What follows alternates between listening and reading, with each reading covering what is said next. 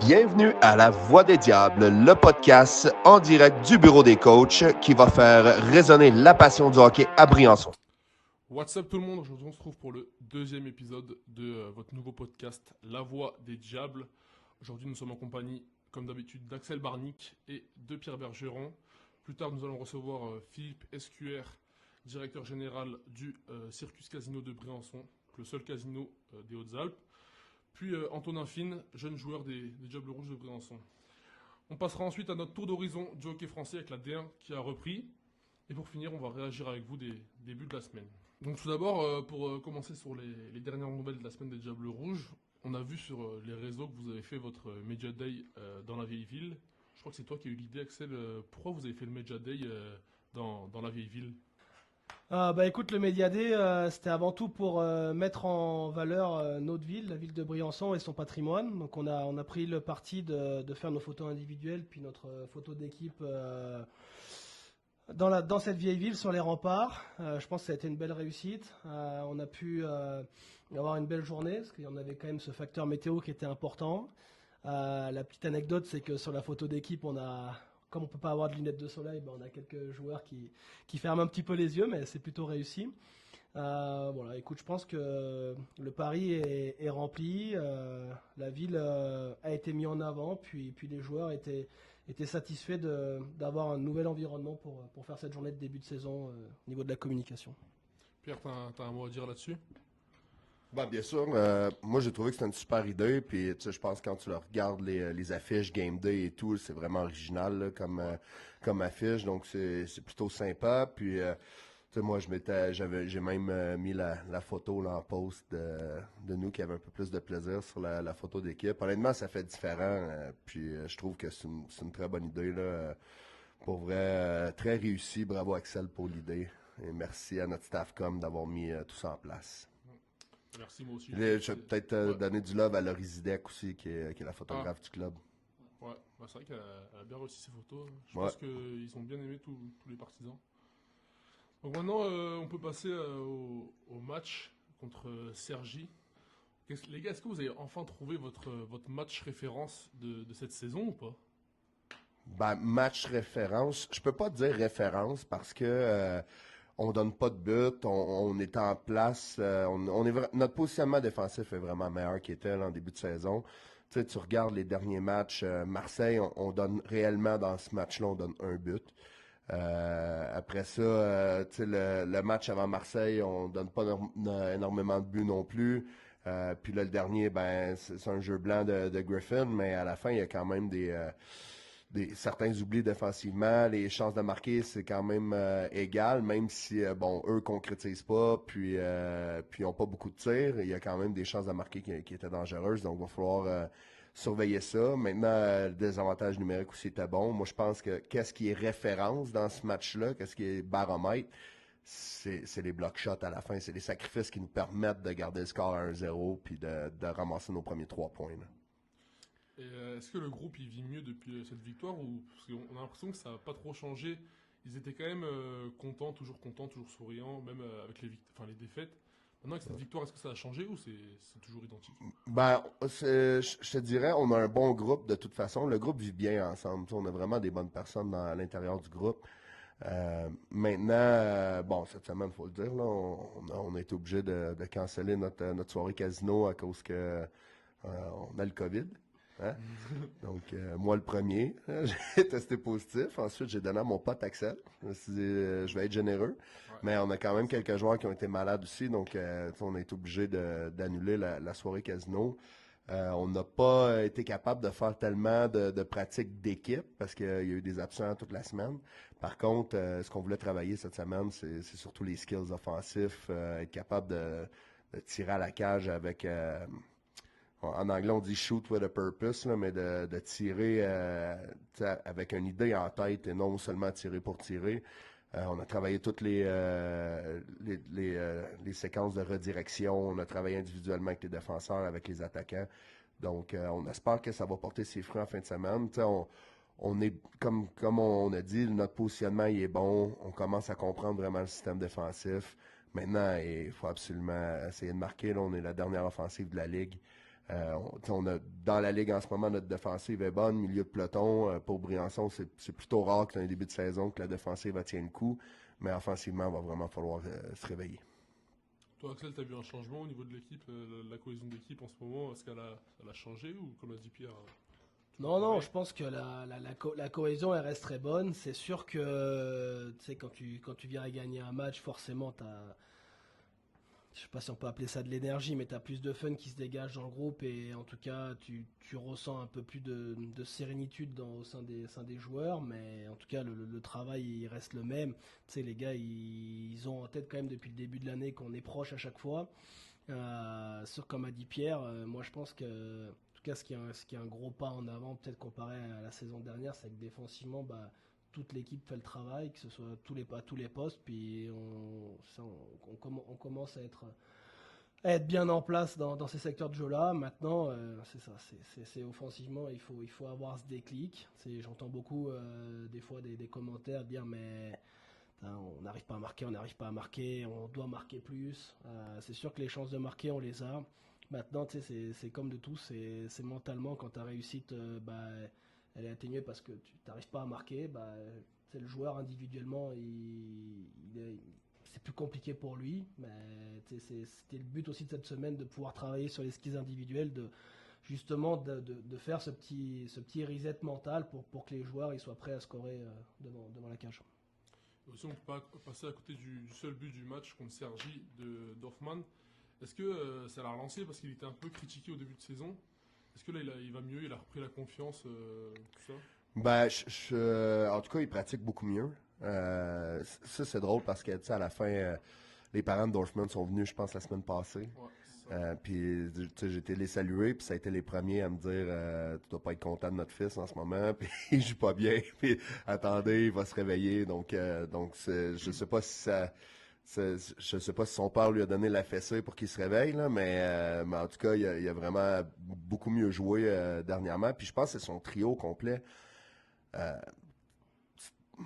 Je peux pas te dire que j'avais mis ce trio-là, Bonardel, Dorfman, puis Abramov là, cet été là, dans notre plan. Par contre, en ce moment, je suis obligé de te dire qu'ils vont bien. Le match à Marseille, ils récoltent beaucoup de bonnes chances de marquer. Pas parfait, sauf que tu voyais déjà qu'il y avait une amélioration. Le dernier match, ils ont vraiment été bons. Puis un gars comme Lucho Bonardel, cette semaine en pratique, là, tu voyais que c'était le Lucho des bons temps. Là. Donc on espère que ça va rester comme ça. En fait, si eux lèvent leur jeu d'un cran, ben, c'est parce que là, on peut vraiment dire qu'on a un top 9 solide. Il y a été des matchs là, dans les 3 derniers matchs que j'utilisais la ligne des jeunes comme troisième bloc. Donc, si on peut avoir de la compétition à l'interne comme ça, ben, c'est positif, ça, c'est certain. Parce que aussi, vous avez changé les trios. Vous trouvez que c'est un gros changement ou pas après avoir changé ça ou... Bon, on a marqué un but, donc non. Ouais. mais mais vous avez quand même gagné. non, mais à la fin, j'ai aimé. Tu sais, il y a des bonnes chances de marquer de tout le monde. Là. Christopher Collin, je pense, a 12 tirs. Il prend une barre, la barre horizontale en deuxième période. L'avantage numérique aurait bien pu marquer aussi. Il faut le dire, là, Ilonen a vraiment été bon ce match-là. Là. Pour vrai, il est impressionnant. Je dirais pas ce que j'ai dit. Ouais, non, dis pas ce non, que tu as non, dit dans l'interview. non. Non. Je peux juste le dire une fois par semaine. Ça. Ouais, c'est ça. J'ai une limite. mais c'est ça. Je pense que ça prend un petit peu de temps avec les gars cherchent. Est-ce que le top 6, ça va être ça tout le temps? Est-ce que ça se pourrait qu'on mette Barnaby avec Colin Stromgren? C'est des choses qui se peuvent. Mais on va quand même leur laisser le temps d'essayer de se trouver. Là. Parfait. Merci pour ce tour d'horizon Enfin, ces dernières nouvelles de la semaine de Briançon. Peut-être juste avant de passer à autre chose, j'aimerais saluer Bob. Hein, oui, c'est vrai que Christophe Bob, Lapointe, notre manager général qui, après 25 ans, change de taf. Je voulais le remercier merci en ondes. Donc, il a fait un gros boulot toutes ces années. Puis, a toujours eu le club à cœur. Donc, un gros merci, Bob. Ça fait longtemps qu'il est là, non? Enfin, qu'il était là, du coup, mais ça faisait combien de temps qu'il était là? 25 ans. 25 ans? Ouais. Merci Bob, et on te salue. Et merci pour tout ce que tu as fait. Donc, nous recevons à la Voix des Diables Philippe Escuère, directeur général du casino Circus à Briançon, je le dis bien? Circus, tout à fait. Oui. Dis Philippe, première des choses, parle-moi de ton passé à Briançon. Est-ce que tu es briançonnais? Est-ce que t'es arrivé ici déménager en recherche d'une région plus tranquille ou c'est le travail ou C'est ça, c'est complètement le travail, hein. J'étais dans le groupe Barrière à l'époque et je travaillais au casino de Cassis, à côté de Marseille. OK. Et on m'a fait une promotion pour passer directeur des jeux. Je parle de l'année 2011, si je ne me trompe pas. Et puis voilà, donc je suis arrivé à Briançon vraiment pour le travail. Et puis écoute, maintenant directeur général en 2013. C'est là où justement j'ai repris le flambeau avec les Diables Rouges, le partenariat. Et donc c'est une longue histoire, une belle histoire, pardon. Et voilà, me voilà. On est Circus depuis 2016. Donc, et puis je suis resté dans l'aventure et je me sens très très bien avec. Quelle est la différence, Circus? C'est l'enseigne tout simplement. Le groupe Barrière a souhaité vendre les établissements. Il y avait une dizaine d'établissements en vente et notre groupe est arrivé et j'ai marché. Je suis rentré avec le groupe Circus et j'en suis resté. J'en suis très ravi. Dites-moi, le casino en ce moment, c'est le seul casino en région. Le seul Dans le 05, c'est le ouais. seul casino des Hautes-Alpes, tout à fait. Donc on a une offre unique. C'est le casino des Briançonnais, évidemment, mais aussi des Hauts-Alpins. Donc, Vous parlez d'un partenariat depuis 2013. Ouais. Qu'est-ce qui vous a amené, vous, à vouloir encourager le sport professionnel local? en fait, moi, déjà, mon souhait, lorsque j'ai repris l'établissement, j'ai vraiment souhaité à ce que le casino soit vraiment faire part du centre-ville, des associations locales et évidemment du sport. Alors ça se voit pas, mais j'aime le sport. Je suis sportif dans l'âme, pas vraiment dans les faits, mais j'aime beaucoup le sport et je suis plus supporter en fait football. Je me suis mis au hockey un peu plus grâce à vous. Mais je trouve qu'il y a de très très bonnes valeurs dans le sport et qui d'ailleurs on le voit vraiment en entreprise. Le team spirit par exemple, l'esprit d'équipe, ce sont des valeurs qui sont essentielles que l'on voit aussi dans le travail. Et donc notamment voilà, j'aime beaucoup aussi échanger avec les différents partenaires et puis m'investir comme je le peux en tout cas avec une équipe parce que ça fait partie aussi des valeurs sociales et d'entreprise et ça me plaît. Vous parlez d'une équipe, il y a quand même plusieurs employés chez vous, je pense, entre 40 et 50 employés, là, si on parle Là, du restaurant. On est une petite structure, on est 25 salariés. Après, c'est sûr qu'on génère aussi de l'emploi indirect, des fournisseurs, des extras et autres. Mais en tout cas, on est 25 à temps plein dans l'établissement. On est ouvert tous les jours, sans aucune interruption. Voilà, on est ouvert au public de 11h le matin jusqu'à 2h du matin, 3h. Vendredi, samedi, 3h, c'est ça, ouais. Exactement. Voilà, je parlais d'esprit d'équipe, l'établissement, en fait, en gros, il est jamais, il y a toujours quelqu'un dans l'établissement, quoi qu'il arrive. Il y a entre les passations, les gens du matin, les femmes de ménage, l'administration, on est toujours présent. J'ai vu l'année passée, événement du jour de l'an. Ouais. Est-ce que vous avez d'autres événements autres que celui-là que vous faites, que vous préparez pour les gens de Briançon? En fait, on essaie de faire des événements chaque mois. Après, évidemment, l'événement du Nouvel An est beaucoup plus important parce qu'évidemment, c'est un esprit festif et puis en plus, on se retrouve dans une grosse saisonnalité. Donc, automatiquement, il y a davantage de monde. Maintenant, on essaie de faire des événements chaque mois. Et puis en plus, on va arriver aux 10 ans du groupe Circus Casino France. Donc, c'est vrai que dès l'année prochaine, on fera, quoi qu'il arrive, un gros événement par mois avec des belles thématiques. Donc, l'année des 10 ans, 2026, va être très sympa au casino. Tournoi de poker une fois par mois, c'est encore là? Tout à fait. On fait des beaux tournois chaque mois. On fait un bel événement le 8 et le 9 novembre. Alors, pour les joueurs de poker, on fait 3 tournois les samedis 8 et dimanche 9. Donc, voilà, j'ai la chance aussi d'avoir des équipes dynamiques, d'excellents croupiers. On se fait aider aussi parce qu'on aura besoin des extra croupiers pour répondre à la demande des joueurs de poker au alpin. Parfait. Nommez-moi une anecdote.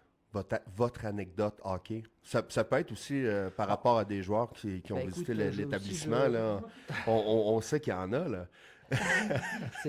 Ça, je ne répondrai pas à cette question. Ah, c'est bien. Tu le sais. Jamais. Cependant, moi, j'ai une vraie anecdote. Moi, je crois qu'on a fait le partenariat, on a repris le partenariat avec les Diables Rouges l'année où on a gagné la Ligue Magnus. J'en suis persuadé. J'ai passé un moment extraordinaire dans la patinoire. Je me rappelle du but de Monsieur Chakashvili, du jeune Chakashvili, extraordinaire, où on a explosé Rouen, je crois. C'était Rouen en finale, j'y étais. La patinoire était blindée. Ça, c'est vraiment un moment mémorable. J'ai même eu l'occasion de toucher la coupe. Je me rappelle, parce qu'ils sont plus venus régulièrement au casino, parce qu'on a la chance aussi d'accueillir les équipes chaque année pour la soirée partenaire et puis pour cet événement de Ligue Magnus. J'ai bien aimé aussi lorsqu'on a gagné la première division, il n'y a pas longtemps. Ouais. Et puis, 2019. comme vraie année, et puis faut être clair, votre année dernière, franchement, depuis janvier aussi, elle a fait rêver. Elle a redonné vraiment un vrai espoir, un vrai engouement. Alors, je sais qu'on démarre mal, hein, mais c'est pas grave. Vous avez su démontrer l'année passée qu'on peut déplacer des montagnes. Donc, non, franchement, j'ai bien aimé en tout cas ce que vous nous avez fait donner comme message de résilience, d'état d'esprit. Et voilà, vous l'avez montré sportivement, mais aussi avec cœur, avec courage. Et c'est bien. Merci beaucoup, Ça m'a c'est fait très plaisir. gentil. D'ailleurs, on va bientôt chez vous pour un événement avec nos partenaires. C'est ça. On était là l'année passée pour ouvrir la saison, pour Mhm. clôturer la saison. Merci beaucoup de votre partenariat avec les Diables Rouges. C'est très apprécié. Puis ça nous permet de connecter avec vous, mais surtout avec nos partenaires, nos partisans. Donc, un gros merci d'avoir été de passage, Philippe. Avec plaisir.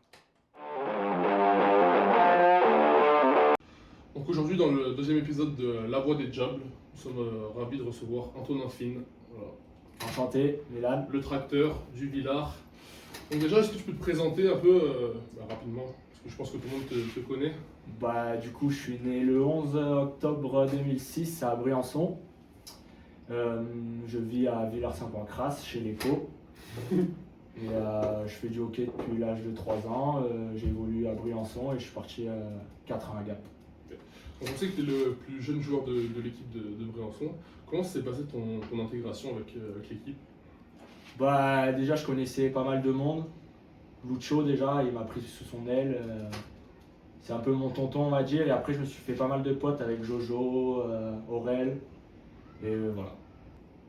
Comment t'envisages-toi cette saison 2025-2026 avec les Diables Rouges? Le début de saison, on a pu voir que niveau résultat, c'était compliqué. Mais on travaille très très dur à l'entraînement. Du coup, je pense que ça va payer au fil du temps. Et là, on a créé un bon groupe, donc on va aller chercher notre place en play-off. Donc Antonin, on sait que tu as fait tout ton hockey mineur à Briançon, enfin pas tout, mais après tu es allé à Gap. Mais pendant ce hockey à Briançon, c'était quoi ton meilleur souvenir avec Briançon du coup hockey mineur? C'était ma première année U13 avec la génération 2005-2006. Déjà sur le papier, on n'était pas les meilleurs, mais on travaillait très très dur pendant toute la saison. Et aussi, on a été champion de France U13, U13 Sud-Est, Sud-Ouest. Et après, on a réussi à gagner le tournoi des petits champions à Gap, chez l'ennemi. Et ça, franchement, c'est vraiment mon plus beau souvenir. En plus, on s'est baigné dans la Lui. Il faisait froid un peu, non? Il n'y a Ouais, que toi, ça va. c'était un show du Villard. Donc maintenant, on va poser des questions pour un peu briser la glace. Que les partisans te connaissent un peu plus, toi, en dehors du hockey. Donc tout d'abord, c'est quoi ton rituel avant les matchs? T'as un rituel particulier ou non? Donc j'aime bien arriver 30 minutes avant les autres, au moins j'arrive à me mettre dans ma bulle tout seul. Puis je joue un peu comme avec Bis, on joue au soccer tous les deux. Et après je fais toujours le même échauffement, toujours la même chose. Sur la glace, toujours la même chose. Et j'ai toujours le même caleçon aussi. Ah ouais, alors ça peut-être on va couper. Non, on va laisser quand même parce que c'est un peu drôle. J'espère que tu le laves quand même? Oui, je lave tout le temps. Ok, ça va. Et c'est mon caleçon de match. Ok, ça va. Et, est-ce que tu as un plat préféré? Un plat préféré? Comme je suis un peu du milieu de paysan, je vais dire une petite entrecôte avec des bonnes frites et une petite salade. C'est quoi ton hobby en dehors du hockey, enfin, ton activité favorite? L'été, je vais aider mes tontons à la ferme, faire les foins et tout, du coup, c'est ça. T'es bien à Briançon. Ah, très bien, Briançon. Il y a la famille et tout, c'est génial. Et est-ce que tu as un mot pour finir aux supporters, un mot à dire aux supporters? continuez à nous encourager comme ça et ça nous fait très plaisir que vous soyez là. Donc merci Tosh d'être venu sur ce podcast, sur ce deuxième épisode de La Voix des Diables. On a été ravis de te recevoir, j'espère qu'on va te revoir d'ici la fin de la saison. Et merci pour tout.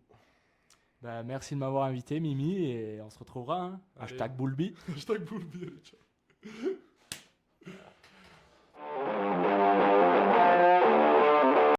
Donc maintenant, on peut passer à notre tour d'horizon jockey français.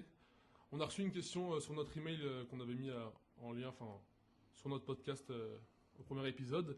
Les éléphants de Chambéry, l'ancienne équipe de Pierre, qui nous disait de parler un peu plus de la D1. Mais on n'en a pas parlé parce que ça n'avait pas commencé. Là, ça a commencé. Donc les gars, je vais lancer un sujet qui peut être très long. Mais pour vous, vous voyez qui champion de D1 cette saison? Pour moi, champion de D1, je pense que j'ai pas le choix d'y aller avec Dunkerque. OK. Ils ont Jeremy Ludke, Zachary Dano, Danick Bouchard. Ils sont bons dans la cage. Ils ont des bons jeunes joueurs français aussi, des bons vétérans français. Le public est en feu là-bas. Donc, le favori pour moi, c'est Dunkerque. Maintenant, ils ont beaucoup de pression. Eux-mêmes le disent, leurs ambitions, dans le fond, c'est d'être champion puis de monter en Ligue Magnus. Donc, il faut être capable de vivre avec ces ambitions-là. Mais, tu sais, quand je regarde là, la Ligue au complet, là, je pense que Tours, ça va être encore quand même solide.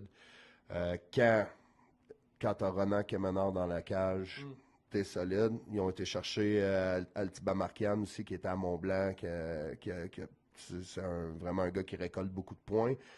Puis, je te dirais, moi, mon point d'interrogation cette année, c'est Épinal. Ils viennent de perdre leur gardien, Antoine Bonvalo. Donc là, comment ils vont gérer ça? C'est là. Est-ce qu'ils trouvent un autre gardien français? Est-ce qu'ils vont chercher un gardien étranger? Mais à ce moment-là, ça enlève un joueur étranger dans leur effectif. Puis on sait qu'eux en ont toujours de très bons. Donc, j'ai hâte de voir. Je pense que Cholet peut faire une surprise aussi. Puis le club, honnêtement, je pense qu'ils vont faire la surprise, qu'ils vont faire un héros, c'est Meudon. Ouais, je crois que Kevin Haro fait une bonne job là-bas. Puis, j'ai l'impression que ça va peut-être prendre forme cette année. Ils ont des bons joueurs étrangers, ils ont un peu plus de budget. Puis Meudon, c'est quand même une place sympathique pour jouer au hockey. L'aréna, elle est cool, c'est bien situé. Donc voilà, pour moi. Je pourrais peut-être parler un peu de Chambéry parce que j'étais là, tu sais, tant qu'à être sur le sujet. Écoute, je pense que c'est une équipe, encore une fois, ça va dépendre des blessures avec les Brûleurs de Loup. Quand tu as la Champions League à Grenoble, à la fin, il y a plus de blessures. Donc, il y a plus de va-et-vient entre Grenoble, Chambéry, Vaujany. Donc, je leur souhaite qu'ils soient en santé le plus longtemps possible, en fait, parce que c'est ça vraiment, je pense, qui va dicter l'allure de leur saison. Maintenant, ils ont de bons jeunes joueurs là-bas. Je pense que je regardais hier, justement, dans le match de Champions League, Nathan Rieu qui vraiment fait un bon travail. Tukmachev qui est là aussi, qui grandit, qui fait un bon travail. J'ai hâte de voir comment les jeunes à Chambé vont sortir cette saison, mais de là à dire est-ce qu'ils vont se frayer un poste dans les playoffs, je pense que ça va être juste. Okay. Toi, Axel, t'as un mot à dire. Il y a aussi Lyon qui. T'allais parler de ça? Je suis surpris que Pierre l'ait pas annoncé. Ouais, moi aussi, j'étais surpris. Mais tu sais, je pense que la D1, c'est quand même. Tu sais, hier, je lisais un article de Luciano qui parlait de la Magnus et comment elle était aujourd'hui et que tout le monde pouvait quand même battre tout le monde, mais c'est sûr que la D1, ça fait plusieurs années qu'on dit que c'est quand même très très serré. De là à parier sur qui va être où en fin de saison, je pense qu'aujourd'hui c'est impossible. Comme a dit Pierre, c'est sûr qu'Épinal aujourd'hui avec leur gardien blessé, puis comment ils vont rebondir, ça va être la question, mais ça reste quand même une super place, puis ils sont toujours portés par leur public. Aujourd'hui c'est une des plus belles patinoires de France, là. Mais sûr que après ça, Dunkerque, ça va être très solide aussi. Mais moi, je mets une petite pièce sur trois clubs. Là, Cholet, je trouve que c'est quand même très, très, très, très homogène. Je pense qu'ils seront très bien placés en fin de saison. Je pense que Lyon sera la surprise de l'année. Je passe le petit bonjour à mon collègue Max Dopeux qui est adjoint là-bas à Lyon. Puis, je pense que quand on aura aussi de bons résultats, pas parce que nos jeunes jouent là-bas aussi, mais parce ils ont une belle organisation, ils ont tout pour réussir et ça fait des années qu'ils se basent sur la formation des jeunes. Maintenant, après, qui va être où en fin d'année, c'est la question. Mais écoute, on verra ça. On pourra refaire un point d'ici un mois ou deux avec les résultats, mais à mon avis, on sera là et on verra que les résultats sont très très proches et que la bataille des playoffs sera dure. Merci pour ce tour d'horizon de la D1. Maintenant aussi, on a vu, il y a les tirages de la Coupe de France qui sont sortis. Vous en pensez quoi, vous, de votre tirage à vous? Ben, en fait, moi, je trouve que c'est un tirage positif. Ça te permet de jouer à la maison en entrée de jeu contre une équipe de Ligue Magnus.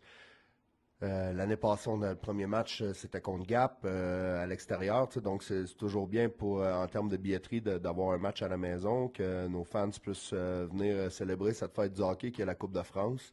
Maintenant, on sait que ce ne sera pas un match facile. Là. Nice, c'est une équipe en ce moment qui joue extrêmement bien. Tu vois là, que le changement de coach là-bas, ça a vraiment fait du bien. Marc-André et Jeff, ils font un bon travail. C'est une équipe qui est en ce moment qui est très structurée. Maintenant, tu sais, pour aller jusqu'au bout en Coupe de France, tu vas jouer contre des clubs de Ligue Magnus. Là. Donc, que tu les prennes en premier, en troisième, en quatrième, cinquième, il va falloir que tu en prennes de toute façon. Donc, aussi bien de le prendre maintenant, puis aussi bien de le prendre chez nous, devant nos partisans. Vous aviez éliminé Gap et Bordeaux avec Chambéry en 2023-2024. Ouais.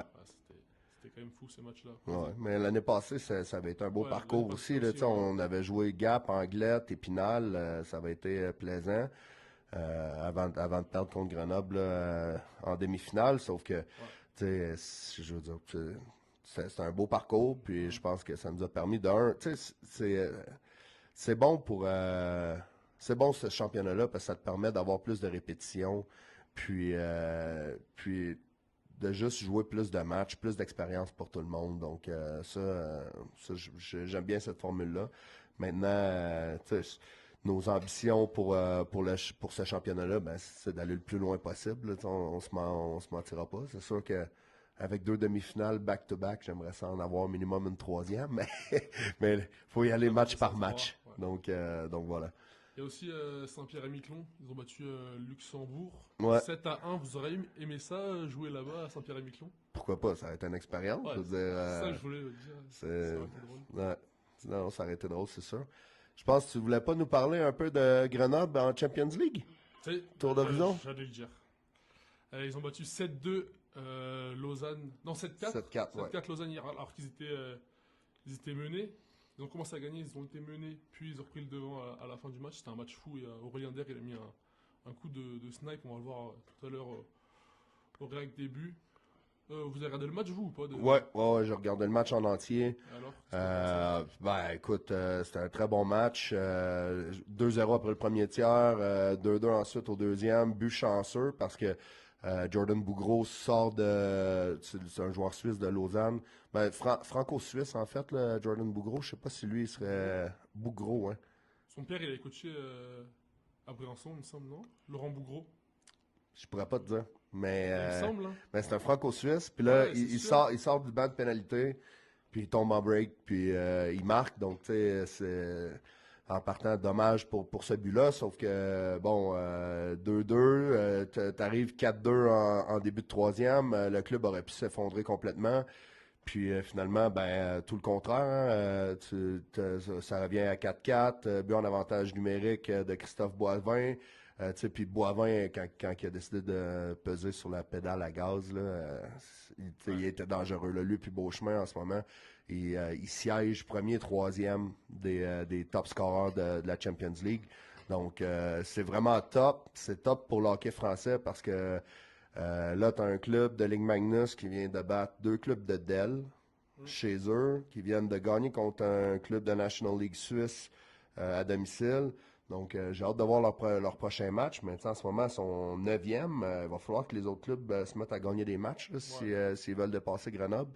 Donc juste d'avoir un club français qui fait bien comme ça sur la scène internationale, c'est bon pour la Ligue. Puis bien content là, pour les potes que j'ai à Grenoble. Puis tu sais, ce que j'aime, c'est que en ce moment, c'est que tu as des gars comme Valentin Grosse-Tête qui joue du gros hockey, Aurélien Daure, t'en as parlé, Mathias Bachelet joue du gros hockey, c'est des jeunes joueurs français. Il y a Sacha aussi. Hein? Sacha, hier, il était 4e ligne, il me semble. De Sacha Schmidt. De Smith, ouais. Ouais. Ouais, mais tu sais, je trouve, là, exemple, là, dans ceux que j'ai connus, en tout cas, tu sais, comme Antoine Fertin hier, a joué un excellent match aussi. Donc, c'est cool à voir. Puis, écoute, je leur souhaite la meilleure des chances. Là. En fait, ça fait refléter notre hockey français. Puis tant mieux. Tu sais, si les gens commencent à nous prendre plus au sérieux, la Ligue est prise plus au sérieux, ben, ça va être vraiment cool. Toi, Axel, t'as un mot à dire sur ce match d'hier? Non, j'ai plutôt un questionnement parce que je trouvais quelque chose d'assez rigolo ce matin. Moi, j'ai pas pu voir le match hier parce que le Covid que Pierre m'a passé m'a un peu tué hier soir, donc j'ai pas eu la chance de regarder le match. Je la regarderai en replay dans le bus ce week-end, on a assez d'heures de voyage. Mais ce matin, le CM de Spartiates de Marseille, il mettait sur le canal Instagram, on a battu Grenoble en tir de barrage chez eux cette semaine, puis Grenoble bat Lausanne. Puis est-ce que nous, on aurait pu battre Lausanne?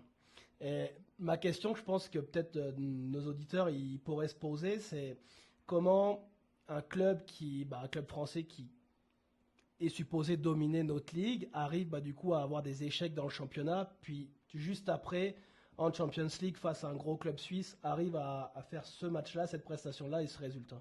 Qu'est-ce que t'en penses, toi, Pierre? Qu'est-ce que t'en penses, Milan? Ouais, déjà, ils alignent beaucoup de jeunes, Grenoble, quand ils jouent en Champions League. Après, quand ils jouent en Ligue Magnus, c'est plus compliqué d'aligner des gros joueurs. Ils les conservent un peu pour la Champions, non? Ben, en fait, tu sais, ils ont eu un match difficile contre Gap, on va se le dire. Ouais. Mais quand tu regardes l'alignement, il manque à peu Ah oui, près c'est ça. 3-4 joueurs étrangers. Tu sais, hier, Nick Deschamps n'est pas encore là. OK, Beauchemin est revenu au jeu. Trey est revenu au jeu, mais il manque encore beaucoup de joueurs. L'autre chose, moi, à Chambéry, on l'a vécu. Je sais pas si tu te rappelles. Ouais, On gagnait des matchs contre Ligue Magnus. Par après ça, on arrivait le samedi, mais on perdait 5-0 contre Mont-Blanc. Tu sais. Ça avait aucun sens, mais c'est sûr que ton niveau d'émotion, il est pas pareil. Il n'y a pas personne qui va te dire on n'attend pas de pied ferme le match de Champions League, là, c'est sûr. Tout le monde, je veux dire, à Grenoble attendait le match. Hier, en plus, tu regardes dans les estrades, la ferveur, c'était cool. Là, le public grenoblois est en feu, donc c'est sûr que c'est la gestion des émotions, mais c'est sûr que ils vont encore avoir des ratés en saison, puis c'est normal. Puis tu regardes Rouen l'année passée, ça a été le meilleur exemple. Il y avait des gros matchs en Champions League, ils perdaient des joueurs au combat. Puis en saison, ça a été compliqué après. Donc c'est là aussi que tu vois beaucoup Grenoble en ce moment. OK, Mark Simpson, il part, mais on va aller chercher un autre joueur. On va chercher un gars de la Pologne cette semaine pour être capable de faire ces matchs-là. Puis il faut que tu aies un maximum de joueurs. Pour vrai, il faut tellement que tu aies un alignement qui est, on appelle ça du depth, là, mais il faut que tu aies la profondeur d'alignement. En fait, tu n'as pas le choix. Puis c'est pour ça que les clubs, ils vont aller chercher un peu plus de joueurs étrangers. Ça va coûter plus cher, mais au moins ils vont pouvoir passer à travers ce périple-là, là, qui est quand même assez long, qui rajoute beaucoup de matchs. T'imagines, la Champions League continue, tu as la Coupe de France, tu as le championnat. Ça fait beaucoup de matchs en peu de temps. Ouais. C'est ça que toi me disais quand ils jouaient en Coupe de France avec Chambéry avec toi. Ils étaient tellement enthousiastes, tellement hype de jouer ces matchs-là qu'en championnat ils se disaient ouais c'est quoi ça? C'était pas capable de recréer la même émotion. Ouais, voilà, c'est ça. C'est ça. Puis, pour répondre à votre question, Benjamin Bougreau, c'est bien le fils de Laurent Bougreau qui a entraîné ici à Briançon. Good call. Voilà, merci les gars d'avoir fait ce tour d'horizon avec moi. Et maintenant, on peut passer au but de la semaine. Donc, on va se changer de position pour pouvoir regarder ça à la TV. Donc, déjà, pour commencer, on a le premier but de Amiens à Chamonix. C'est un peu un but casquette. Je pense que vous avez dû le voir. Curran Craig qui a marqué sur ça. Il marque vraiment à l'engagement. Le gardien n'était pas prêt. Qu'est-ce qui s'est passé? C'est rare les buts comme ça?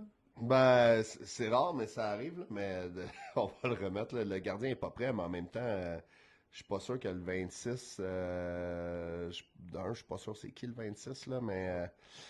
L'engagement? Ouais, sur le point d'engagement. C'est qui le touche, c'est ça? C'est ça, c'est quand tu regardes le but. Et puis le gardien est masqué aussi. C'est le mix des deux palettes là, qui fait que le but, ça va directement 5-hole, c'est un peu insultant, mais c'est une soirée, je pense, qui fonctionnait juste pas pour Chamonix, là, qui a perdu 5-1. Ce 5-1. match-là, Kieran Craig, c'était le premier de ses 2 buts. Ouais. Donc voilà, ça c'était le premier. Après ça, tu veux nous parler de... Aurélien Der, qui a mis un but hier contre Lausanne. Il a mis un coup de sniper. Ah, on va le Le mettre au commentateur, il a complet. dit que c'était une roquette. Ouais, ben, honnêtement, oui, là.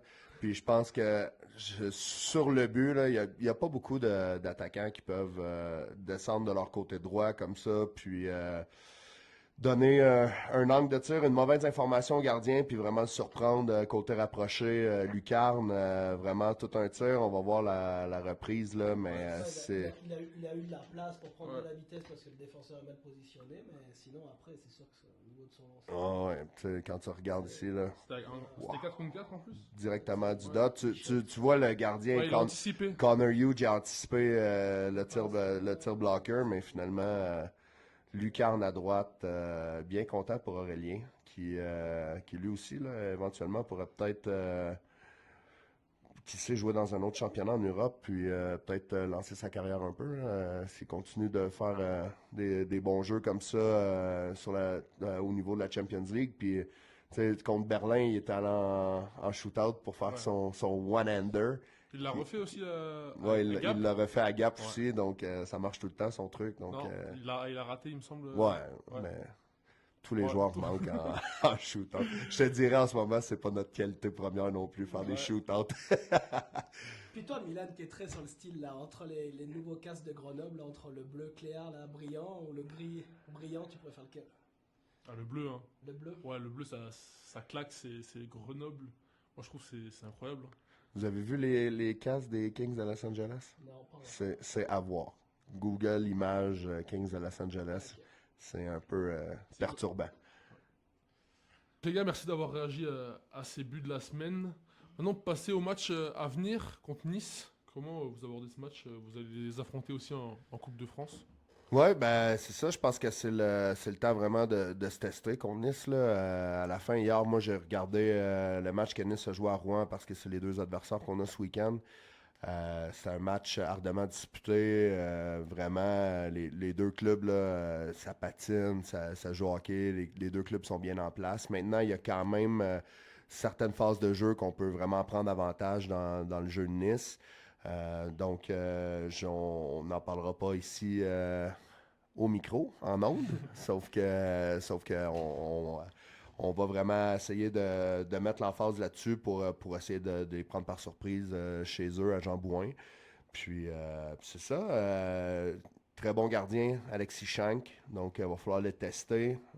Puis, par la suite, ben, pour vrai, il y a beaucoup de bons joueurs à Nice, là, donc il va falloir être prêt là, du premier jusqu'à notre dernier joueur. Il faut aller là, puis il faut être de tous les combats, là, honnêtement.